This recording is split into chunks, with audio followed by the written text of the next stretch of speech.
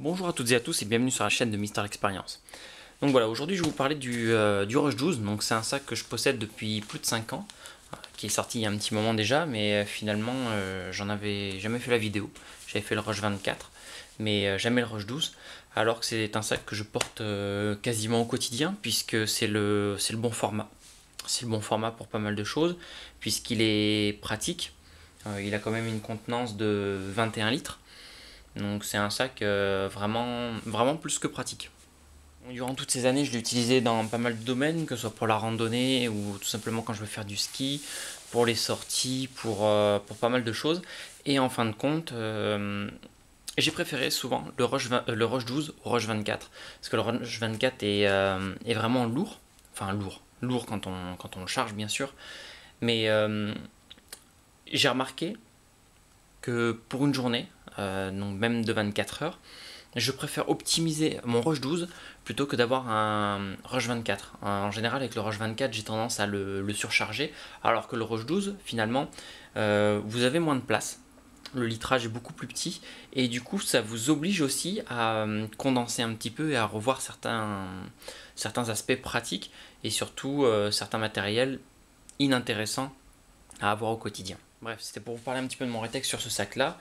Maintenant, d'un point de vue tout simplement caractéristique et technique, je vais le faire devant vous. Donc voilà, vous avez la bande velcro ici pour avoir un patch ou la bande patronymique. Ici vous voyez un patch, donc avec les passes en molle.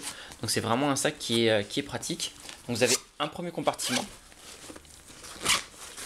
qui s'ouvre comme ceci. Et en fait, il est constitué exactement comme le Rush 24.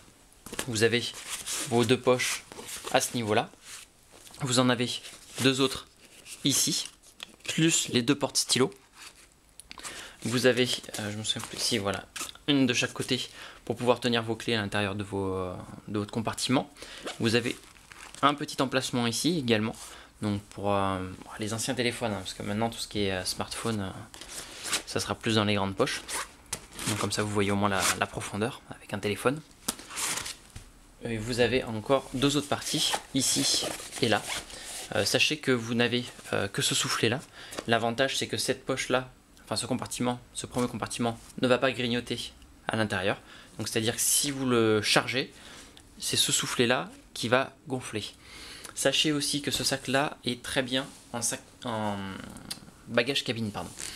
Si vous le chargez même à mort, ouais, si ça m'est arrivé une fois où il était vraiment gonflé, c'est passé limite parce que j'avais chargé le premier compartiment également, mais sinon ça passe vraiment dans pas mal de compagnies.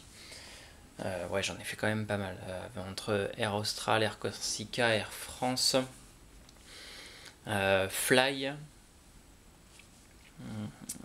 je crois que c'est pas mal déjà. Transavia, c'est ça.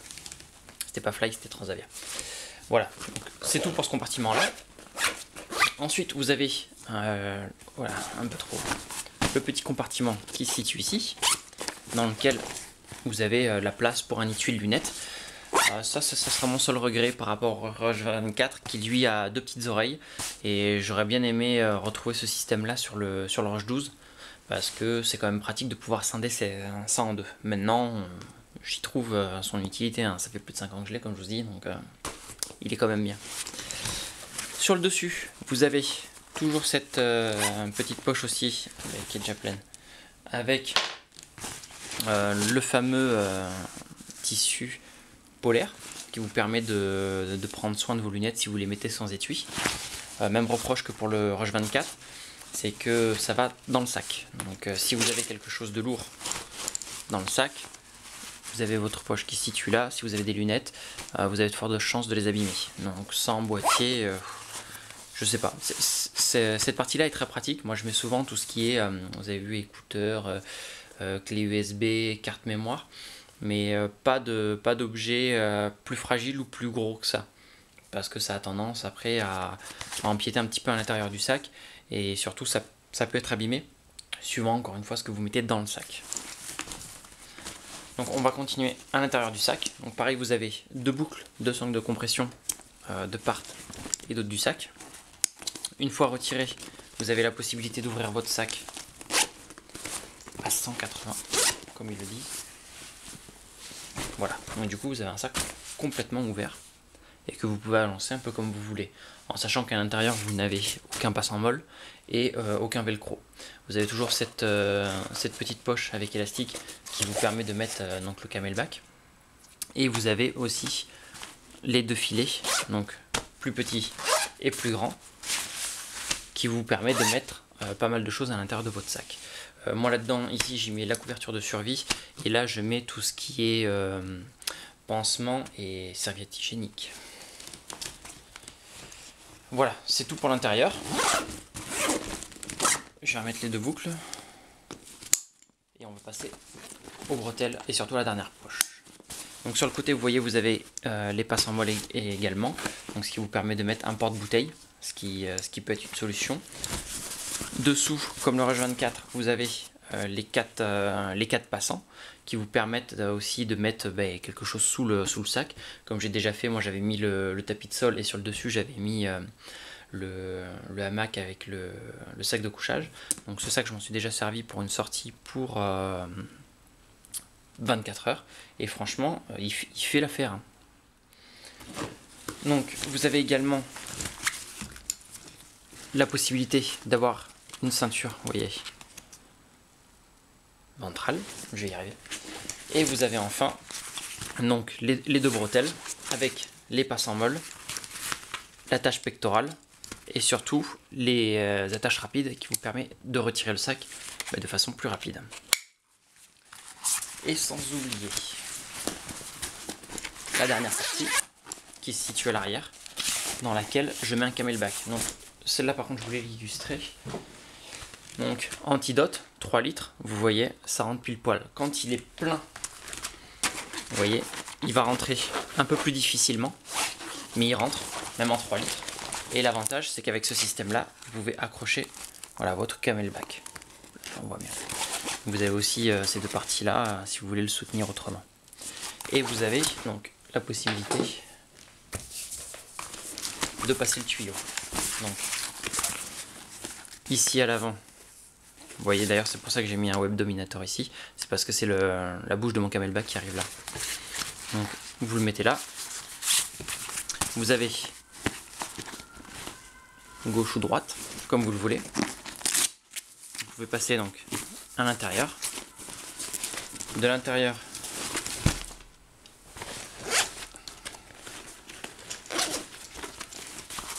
vous le récupérez pour passer sous vous voyez, sous cette partie finalement qui vient un petit peu gêner, mais on s'en sort très bien, et vous le récupérez à l'intérieur.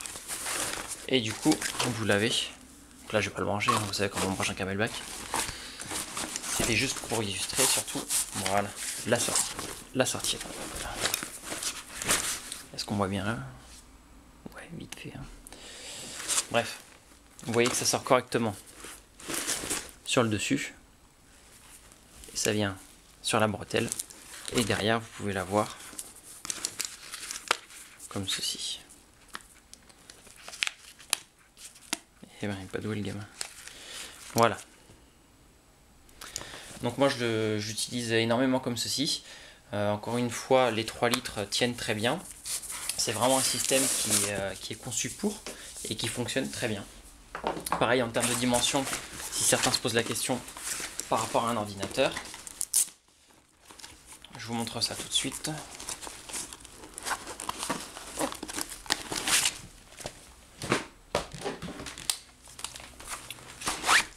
Voilà, un ordinateur passe, en sachant que celui-ci est un 13 pouces. 13 pouces, donc vous voyez, 13 pouces ça passe très bien. Mais c'est du format A4 en fait, tout simplement. Donc ça passe bien. Et pour ceux qui croient que ça passe pas, vous avez voilà un petit compartiment comme ceci. Vous voyez, vous avez un léger soufflet qui vous permet de passer par-dessus.